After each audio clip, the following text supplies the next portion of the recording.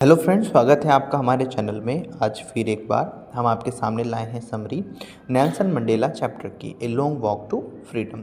Chapter बहुत ही ज़्यादा ज़रूरी है और अगर आपको इसकी समरी आती है तो बड़े आराम से अपनी राइटिंग में अपनी तरह से आंसर्स बना करके लिखे जा सकते हैं। छोटी सी समरी हम बताएंगे, बहुत लंबा वीडियो नहीं होगा, 5 से 6 मिनट का होगा। इसमें ही सारी समरी आपको समझ आ जाएगी और बड़ी अच्छी तरह से आप अपने आंसर्स को लिख सकते हैं। चलिए शुरू करते हैं। यह अध्याय दक्षिण अफ्रीका के महान नेता नेल्सन मंडेला के जीवन और उसके संघर्ष की कहानी को बताता है। इसमें विशेष रूप से उस दिन का वर्णन किया गया है जब उन्हें दक्षिण अफ्रीका का राष्ट्रपति बनाया गया था। यह दिन केवल उनके लिए ही नहीं बल्कि पूरे देश के लिए महत्वपूर्ण था, क्योंकि उस दिन वर्षों से चले आ रहे अन्याय और भेदभाव का अंत हुआ था। 10 मई 1994 को दक्षिण अफ्रीका की राजधानी प्रिटोरिया में एक ऐतिहासिक समारोह आयोजित किया गया था। इसी दिन नेल्सन मंडेला ने राष्ट्रपति पद की शपथ ली थी। यह दिन इसलिए ऐतिहासिक था क्योंकि पहली बार दक्षिण अफ्रीका में लोकतांत्रिक सरकार बनी थी और एक अश्वेत व्यक्ति को, यानी कि एक ब्लैक कलर वाले व्यक्ति को देश का राष्ट्रपति चुना गया था। इससे पहले लंबे समय तक वहाँ श्वेत लोगों की सरकार थी जो अश्वेत लोगों के साथ भेदभाव करती थी। समारोह में दुनिया भर के कई देशों के नेता और प्रतिनिधि उपस्थित थे। यह समारोह इसलिए भी विशेष था क्योंकि इससे यह साबित कर दिया कि जब दक्षिण अफ्रीका में नस्लीय भेदभाव का अंत हो चुका है और सभी लोग समान अधिकारों के साथ रहेंगे। नस्लीय भेदभाव का मतलब है कि नस्ल जो उनके कलर है, जो ब्लैक और वाइट का जो भेदभाव है वो ख़त्म हो गया है। मंडेला ने अपने भाषण में कहा कि यह जीत केवल उनकी नहीं बल्कि उन लोगों की जीत है जिन्होंने वर्षों तक स्वतंत्रता और समानता के लिए संघर्ष किया। उन्होंने उन सभी लोगों को याद किया जिन्होंने इस संघर्ष में अपना जीवन बलिदान कर दिया था। दक्षिण अफ्रीका में लंबे समय तक अपार्थेड नामक व्यवस्था लागू थी।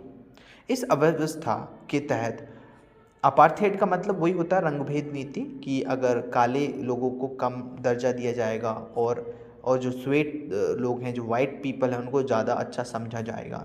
इस व्यवस्था के तहत श्वेत और अश्वेत लोगों को अलग अलग रखा जाता था और अश्वेत लोगों को बहुत कम अधिकार दिए जाते थे। उन्हें अच्छी शिक्षा, अच्छी नौकरियों और स्वतंत्र जीवन से वंचित रखा जाता था। इस अन्याय के खिलाफ कई लोगों ने संघर्ष किया, जिनमें नेल्सन मंडेला सबसे प्रमुख थे। मंडेला ने अपने जीवन का बड़ा हिस्सा इस अन्यायपूर्ण व्यवस्था के खिलाफ लड़ाई लड़ते हुए बिताया। इसी कारण उन्हें कई वर्षों तक जेल में भी रहना पड़ा। उन्होंने लगभग 27 वर्ष जेल में बिताए। उन्होंने लेकिन कभी भी अपने उद्देश्य को नहीं छोड़ा। उनका लक्ष्य था कि दक्षिण अफ्रीका में सभी लोगों को समान अधिकार मिले। नेल्सन मंडेला बताते हैं कि स्वतंत्रता का अर्थ केवल अपनी बेड़ियों को तोड़ना नहीं है बल्कि दूसरों की स्वतंत्रता का सम्मान करना भी है।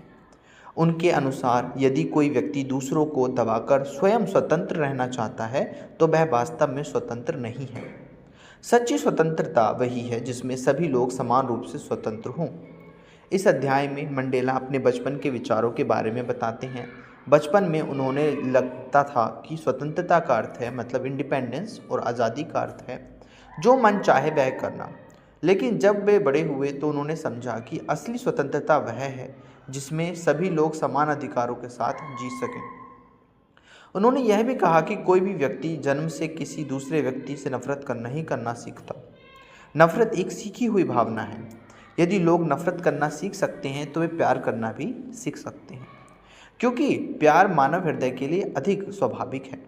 मंडेला ने अपने जीवन के अनुभव से यह समझा कि साहस का अर्थ डर का अभाव नहीं होता, बल्कि साहस का अर्थ डर पर विजय पाना होता है, उसका सामना करना होता है।